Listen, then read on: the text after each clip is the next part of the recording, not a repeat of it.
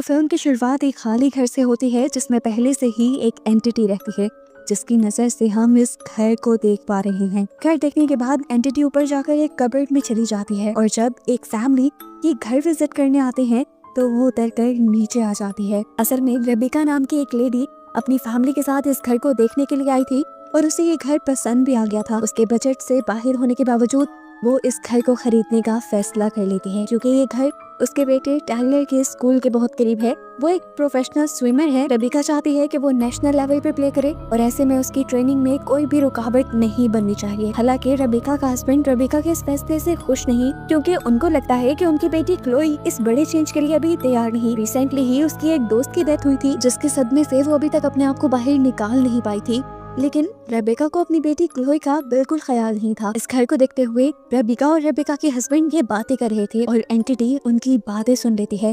जैसे ही एंटिटी को पता चलता है कि रेबिका एक सदमे से गुजर रही है तो वो रेबिका को फॉलो करने लग जाती है और हम देखते हैं कि यहाँ रेबिका एक शीशे के पास आई थी जो शीशा यानी मिरर करीबन 100 साल पुराना था और ये बात उसे घर के ऑनर ने बताई थी। क्लोई इस घर को विजिट करने के लिए एक कमरे में चली जाती है जहाँ उसे फील होता है कि कबर्ड से जैसे कोई उसे देख रहा है। खैर सीन कट होता है और हमें दिखाया जाता है कि इस घर में पेंटिंग का काम शुरू हो चुका है। यहाँ पर काम करने वाले काफी सारी लेबर भाग चुकी है क्योंकि उन्हें लगता है कि इस बिल्डिंग में किसी की प्रेजेंस है, किसी एंटिटी की प्रेजेंस है। फिर थोड़े दिन बाद दिखाया जाता है कि रेबिका की फैमिली इस घर में शिफ्ट हो भी गई है। रेबिका किसी से फोन पे बात कर रही थी और हमें पता चला कि रेबिका ने इस घर को बिल पे करने के लिए अपनी ही कंपनी में फ्रॉड कर दिया था और इस चीज का उसे दुख भी नहीं था क्योंकि उसे लगता था कि अपने प्यारों के लिए कुछ भी घर गुजरना ठीक है। यहाँ पर हमें क्लोई को दिखाया जाता है जिसके पास कोई भी नहीं था। वो अकेले ही रो रही थी और रोते रोते वो सो गई। जैसे ही उसकी आंख लगी तो उसे अपने करीब किसी के होने का एहसास हुआ। वो फौरन बेड से उठ खड़ी हुई और कबर्ड की तरफ जाने लगी। उसने बोला, नादिया क्या ये तुम हो?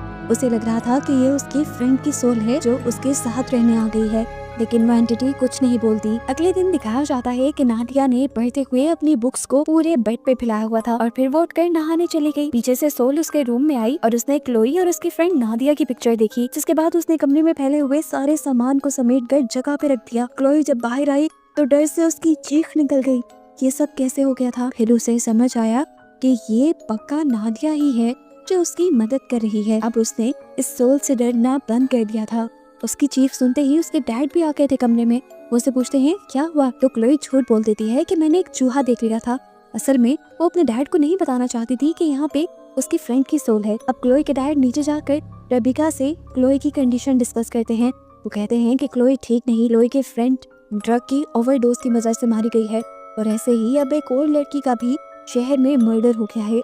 हमें क्लोई का ध्यान रखना चाहिए। लेकिन रेबिका को तो जैसे अपनी बेटी का कोई ख्याल ही नहीं था। वो अपने हस्बैंड से भी कह देती है, मुझे लगता है कि आप ज्यादा सोच रहे हैं। इतने में ही इनका बेटा टाइलर अब घर आ जाता है जो अपने साथ अपने दोस्त रायन को भी लेकर आया था। वो रायन को अपनी फैमिली से और क्लोई से भी मिलवाता है और रायन को क्लोई पहली ही नजर में अच्छी लग जाती है, लेकिन टाइलर उसे धमकी देता है कि मेरी बहन से दोस्ती करने की जरूरत नहीं। रात में हम देखते हैं कि रेबिका और उसका हस्बैंड दोबारा क्लोई के बारे में बात कर रहे थे। क्लोई के डैड को लगता था कि क्लोई को थेरेपिस्ट को दिखाना चाहिए, लेकिन रेबिका अभी भी गुस्सा हो जाती है और कहती है कि क्लोई को सिर्फ टाइम की जरूरत है। ये सुनकर उसके हस्बैंड भी उसके ऊपर गुस्सा हो जाते हैं और कहते हैं ये मत भूलो कि टाइलर के साथ साथ क्लोई भी तुम्हारी ही बेटी है। खैर अब अगला दिन हो जाता है और क्लोई जब अकेली घर पे थी तो रायन यानी टेलर का फ्रेंड टेलर से मिलने के लिए आ जाता है। क्लोई उसे ड्रिंक ऑफर करती है और अपने कमरे में इन्वाइट करती है, लेकिन रायन उसके कमरे में जाने से मना कर देता है और बताता है कि टाइलर ने उसे उसके कमरे में जाने से मना किया है। लेकिन ये बात कहने के बाद फिर वो खुद ही क्लोई के रूम में चला भी आता है। ये दोनों यहाँ पर ड्रग्स लेते हैं और क्लोई अपना दुख रायन से शेयर करती है कि अपनी फ्रेंड की मौत के बाद वो बहुत ज्यादा अकेला अकेला फील करते हैं। रायन भी क्यूरियस होकर उसकी बातें सुनने लगता है और बताता है कि मेरी कभी अपने की डेथ नहीं हुई, मुझे नहीं पता कि किसी के मरने पे कैसा लगता है, जरा बताओ तो सही, जब कोई मर जाए तो कैसा फील होता है। क्लोई को तो अपना दुख सुनाने वाला कोई चाहिए था। वो भी अपना दुख सुनाने लगी और दुख सुनाते सुनाते ये दोनों एक दूसरे के बहुत करीब आ गए। यहाँ पर रायन ने भी अपना गम शेयर किया था कि उसके घर में किसी को भी उसकी परवाह नहीं थी, यहाँ तक कि उसकी मॉम भी उसे प्यार नहीं करती थी। वो बहुत ज्यादा टॉक्सिक थी। इससे पहले कि ये लोग ज्यादा करीब आ जाते, यहाँ पर मौजूद एंटिटी को इनका करीब आना अच्छा नहीं लगता और वो यहाँ पर कबर्ड ही तोड़ देती है, जिससे डर कर ये लोग उड़ जाते हैं। रायन को लगा कि कबर्ड का कोई पेज ढीला होगा जिसकी वजह से कबर्ड टूट कर गिर गई, लेकिन क्लोई को पता था कि ये वो सोल कर रही है। वो जैसे ही कबर्ड के करीब गई तो उसे अपने मुंह पे एक हवा का तेज झोंका फील हुआ, जिससे वो डर गई और वो समझ गई कि ये नादिया ही है जो उसे रायन से दूर रहने को कह रही है। अब यहाँ पे क्योंकि काफी सारी चीजें गलत हो रही थी तो फाइनली क्लोई ने अपनी फैमिली को बताने का फैसला कर ही लिया। वो डिनर टेबल पर सबसे पूछती है, क्या आप लोगों को कुछ फील हुआ कि जैसे इस घर में कोई और एंटिटी हो, किसी और चीज की प्रेजेंस हो? कभी आप लोगों को ऐसा लगा कि हमारे अलावा कोई और भी यहाँ रहता है जो हमें नजर नहीं आता? उसकी बातें सुनकर उसका भाई टाइलर उसे पागल समझने लगा था। उससे कहता है, तुम्हारी फ्रेंड की मौत ने तुम्हारे दिमाग पे गहरा असर छोड़ा है, कैसी बातें करती हो तुम? उसकी बातें सुनकर क्लोई रोने लग जाती है और क्लोई के डैड उसे डांट देते हैं। टाइलर गुस्से में उठकर यहाँ से चला जाता है और उसकी मॉम भी, जिसके बाद अपने डैड के कहने पर टाइलर क्लोई से माफी भी मांगने जाता है, लेकिन क्लोई गुस्से में थी। वो डांट कर टाइलर को कमरे से बाहर निकाल देती है। जिस चीज की शिकायत वो दोबारा अपने डैड से करने के लिए चाहता है और डैड उसे समझाते हैं कि क्लोई सदमे में है और तुम्हें उसका ख्याल रखना चाहिए। लेकिन जैसे टाइलर को तो किसी चीज की फिक्र ही नहीं थी, वो अपनी मॉम को बड़े मजे से अपने गंदे कामों के बारे में भी बता रहा था कि किस तरह उसने एक लड़की के साथ प्रैंक किया और उसकी प्राइवेट फोटोज लीक कर दी। उसकी मॉम भी यहाँ उसे डांटने के बजाय उसे कुछ नहीं कहती, लेकिन जो प्रेजेंस, जो सोल यहाँ पे थी, उसे ये सुनकर बिल्कुल अच्छा नहीं लगा और वो सजा के तौर पर टाइलर के रूम में जाकर सारी चीजें तोड़ फोड़ करने लगती है। उसके जीते हुए मेडल्स, मग, सब कुछ गिरा देती है। सबसे पहले क्लोई ये सारी आवाजें सुन के रूम में आती है और फिर बाकी लोग भी।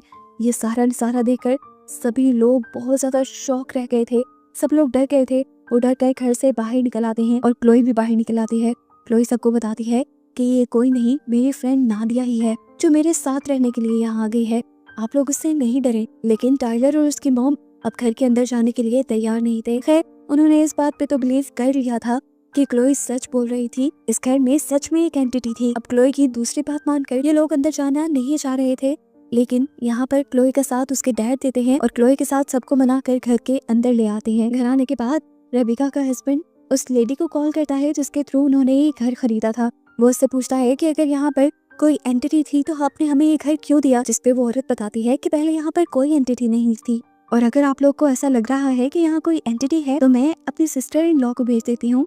वो एक साइकिक है और ऐसे मसलों से लोगों को आजाद करवाती है। रेबिका का हस्बैंड ये बात मान जाता है। अगले दिन दोपहर में वो साइकिक घर भी आ गई थी। घर में आते ही उसे अपने मुंह पे हवा का झोंका फील हुआ, जिससे वो जान गई कि वाकई ये घर हॉन्टेड है और यहाँ पर कोई एंटिटी की प्रेजेंस है। घर के अंदर आते ही थोड़ी सी चीजों को नोट करने के बाद वो सब लोगों को बताती है कि यहाँ पर एक एंटिटी की प्रेजेंस है और वो प्रेजेंस क्लोई की तरह ही सफर कर रही है। जिस तरह क्लोई की फ्रेंड की मौत के बाद क्लोई को स्ट्रेस है, ऐसे ही वो एंटिटी भी किसी स्ट्रेस में है। ये सुनकर सब लोग ही हैरान हो गए थे क्योंकि इन लोगों ने क्लोई के बारे में इस साइकी को नहीं बताया था। सही साइकी ये भी बताती है कि उस प्रेजेंस को सिर्फ क्लोई ही फील कर सकती है क्योंकि क्लोई के ट्रॉमा की वजह से क्लोई बहुत ज्यादा सेंसिटिव हो गई है और उसके लिए 4th डायमेंशन का दरवाजा खुल गया है, जिसके दूसरे पार से सोल्स और दूसरी दुनिया की चीजें उसको अपना मैसेज दे सकती हैं, उसे अपनी प्रेजेंस फील करवा सकती हैं, जिन्हें आम इंसान फील नहीं कर सकते। वो बताती है कि वो भी जब ऐसे ही किसी ड्रामा से गुजरी थी तभी 4th डायमेंशन का दरवाजा उसके लिए भी खुला था और उसने कोशिश करके इस दरवाजे को हमेशा खोल के रखा है ताकि वो इसके जरिए दूसरों की मदद कर पाए। अब क्लोई साइकी से सवाल करती है, क्या ये मेरी फ्रेंड नादिया है? जिस पर वो साइकी बताती है, नहीं, मैं नहीं जानती ये कौन है और मैं ये बता भी नहीं सकती क्योंकि इस सोल को खुद भी नहीं पता कि वो कौन है। वो बस एक गलत डायमेंशन में, गलत टाइमलाइन में आकर फंस गई है और उसे यहाँ से जाने का रास्ता नहीं मिल रहा। साइकी बताती है कि 4th डायमेंशन के अंदर टाइम्स अजीब तरह से बिहेव करते हैं। पास्ट और फ्यूचर एक ही टाइम में कम हो रहा होता है। ऐसे में अक्सर सोल्स कंफ्यूज होकर दूसरी टाइमलाइंस पे चली जाती हैं। पीछे जो बहुत ज्यादा ओल्ड मिरर था, साइकी ने उस मिरर को देखा और टच किया। उसने बताया कि ओल्ड मिरर्स अक्सर हमारा कांटेक्ट स्पिरिट से करवा देते हैं। उसने इस मिरर पे लिख के कुछ एंटिटी से सवाल भी पूछने की कोशिश की, लेकिन अजीब तरीके से घर में ब्लू लाइट पैदा हो गई और उसको भी बॉडी में जोर का झटका लगा, जिससे उसकी तबीयत खराब हो गई और फिर वो यहाँ से चली गई। खैर, अब काफी दिनों बाद हमें दिखाया जाता है कि उस प्रेजेंस ने इस फैमिली को तंग करना छोड़ दिया था। यहाँ तक कि जब क्लोई रायन के करीब भी आने लगी तो उसने क्लोई को रोका नहीं, बल्कि ये सब ना देखने के लिए वो खुद क्लोजेट में जाकर छुप गई। क्लोई फ्री होकर जब नहाने गई तो उस एंटिटी ने देखा कि रायन उसके जूस में कुछ ड्रग्स मिला रहा था। क्लोई को ये ड्रग्स पीने से रोकने के लिए वो टेबल हिला हिला कर जूस ही गिरा देता है। क्लोई को ये ज्यादा अजीब फील नहीं हुआ था। उसने यहाँ से सारी चीजें साफ कर दी। क्लोई को अब वो प्रेजेंस भी फील नहीं हो रही थी क्योंकि वो प्रेजेंस क्लोई को तभी फील होती थी जब वो बहुत ज्यादा सेंसिटिव और इमोशनल हो जाती थी। लेकिन रायन के साथ फ्रेंडशिप के बाद क्लोई की मेंटल हेल्थ काफी अच्छी हो गई थी और इस तरह उसका खुला हुआ 4th डायमेंशन का दरवाजा बंद होने लगा था और वो अब ऐसी सोल्स और एंटिटीज को फील नहीं कर पा रही थी। यहीं पर क्लोई और रायन बातें करते हैं। क्लोई बताती है कि फ्राइडे को मॉम डैड घर पर नहीं होंगे, तुम आ जाना। रायन भी उसकी बात मान लेता है, हालांकि वो जानते थे कि टाइलर उस दिन घर पे होगा। यहाँ इसी दिन दिखाया जाता है कि वो स्पाइकी रेबिका के हस्बैंड से मिलने के लिए आई। उसने बताया कि वो एंटिटी जो इस घर में है उसका रिलेशन पास्ट से नहीं है बल्कि फ्यूचर से है। वो फ्यूचर में होने वाली किसी चीज को रोकने के लिए आई है जिसका ताल्लुक विंडो से है। लेकिन रेबिका का हस्बैंड उसकी कोई बात नहीं समझ पा रहा था, और क्योंकि रेबिका ने साइकी को अब अपने घर में आने से मना किया था तो वो उसे यहाँ से चले जाने को कह देता है। रात में दिखाया जाता है कि वो प्रेजेंस तड़प रही थी, उसे क्लोई को कुछ अर्जेंट बताना हो जैसे। वो क्लोई से बात करने के लिए, उसे जताने के लिए टच करने की कोशिश करती है, लेकिन दिखाया जाता है कि कोई इनविजिबल वॉल उसे रोक रही है ऐसा करने से। क्योंकि क्लोई अपने मेंटल ट्रॉमा से बाहर निकल चुकी थी, तो इसलिए ये सोल ना तो उसे अपनी प्रेजेंस फील करवा सकती थी और ना ही इससे कोई बात कर सकती थी। खैर फ्राइडे का दिन भी आ जाता है और रायन अब टाइलर के घर आ चुका था। वो सबसे पहले टाइलर से मिलता है और फिर फौरन ही किचन में चला जाता है। 2 जूस के गिलास लेता है और दोनों में ही ड्रग्स मिला देता है, जिसमें से एक जूस का गिलास उसने टाइलर को दे दिया, जिसे पीते ही चंद ही मिनटों में टाइलर सो गया। और फिर दूसरा गिलास लेकर वो क्लोई के रूम में चला गया। रूम में आते ही इस मर्तबा क्लोई को कुछ बुरा एहसास हुआ था। उसने घबराकर पूछा, टाइलर कहाँ है? रायन ने कहा, फिक्र मत करो, मैं उसे सुला आया हूँ। ये सुनकर वो समझ गई कि जरूर रायन ने टाइलर को ड्रग्स दी होंगी। उसे सुनकर अच्छा नहीं लगा। उसने रायन से फौरन कमरे से बाहर जाने को कहा, क्योंकि आज उसका रायन के करीब जाने को दिल भी नहीं था। रायन ने उसे रिलैक्स किया और अपने हाथ में पकड़ा हुआ जूस का गिलास, जिसमें उसने पहले से ही ड्रग्स मिलाई हुई थी, वो क्लोई को पिलाने की कोशिश की। अब एंटिटी ये सब होता देख रही थी।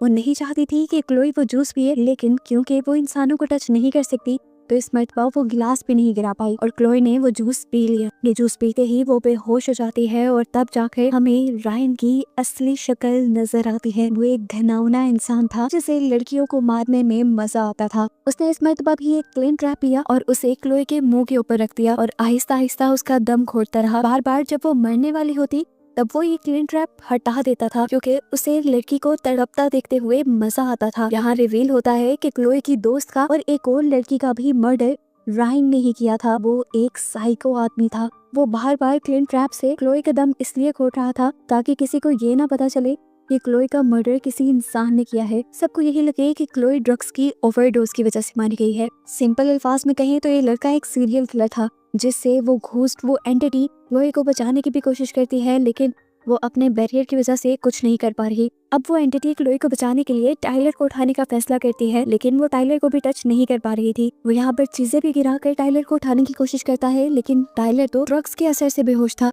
वो कैसे उठता? तंग आकर वो टाइलर के कान में जोर से चीख मार देता है और टाइलर डर के उठ जाता है। जब उसे होश आया तो फौरन उसे याद आया कि रायन उसके घर पे आया था और इस टाइम वो उसके करीब नहीं था। जरूर वो उसकी बहन को कोई नुकसान पहुंचाने लगा होगा। यही सोचते हुए वो भागते हुए ऊपर गया, जहाँ जाकर उसने देखा कि रायन उसकी बहन को मारने वाला है। वो भागते हुए रायन को पकड़कर खिड़की से नीचे जंप कर देता है और नीचे गिरते ही इन दोनों की मौत हो जाती है। इस सीन के बाद हमें नेक्स्ट सीन में दिखाया जाता है कि अब ये फैमिली घर छोड़ के जा रही है, क्योंकि इस घर ने उनके बेटे की जान ले ली थी। अपने बेटे की मौत का सबसे ज्यादा दुख रेबिका को हुआ था, क्योंकि उसने ये घर अपने बेटे के लिए ही लिया था और वो उससे बहुत ज्यादा प्यार करती थी। अपने बेटे की मौत ने उसे तोड़ दिया था और जब वो मेंटली वीक हुई तो अब उसका कनेक्शन उस एंटिटी के साथ बनने लगा। उसने पहली मर्तबा एंटिटी को अपने घर में महसूस किया और वो 100 साल पुराने मिरर के पास चली गई, जहाँ उसे वो एंटिटी फाइनली नजर आई और उसे पता चला वो एंटिटी कोई और नहीं बल्कि उसका अपना ही बेटा था। उसके बेटे की सोल थी जो असल में पास्ट में आई थी अपनी बहन की जान बचाने के लिए, क्लोई को बचाने के लिए। ये जानकर रेबिका चीख चीख कर रोने लग जाती है और अपने हस्बैंड और क्लोई को बताती है कि वो एंटिटी कोई और नहीं, तुम्हारा भाई था। वो टाइलर था जो तुम्हें बचाने के लिए यहाँ आया था। अब जैसे ही ये बात पता चल जाती है, पीछे से वो लोग तो रोने लग जाते हैं, लेकिन एंटिटी को दिखाया जाता है कि वो घर से बाहर निकल आई और बाहर आने के बाद वो ऊपर चली गई, जैसे उस सोल का मकसद पूरा होते ही उसे आज़ादी मिल गई हो और उसको आसमान की तरफ जाता दिखाते ही ये कहानी यहाँ खत्म हो जाती है।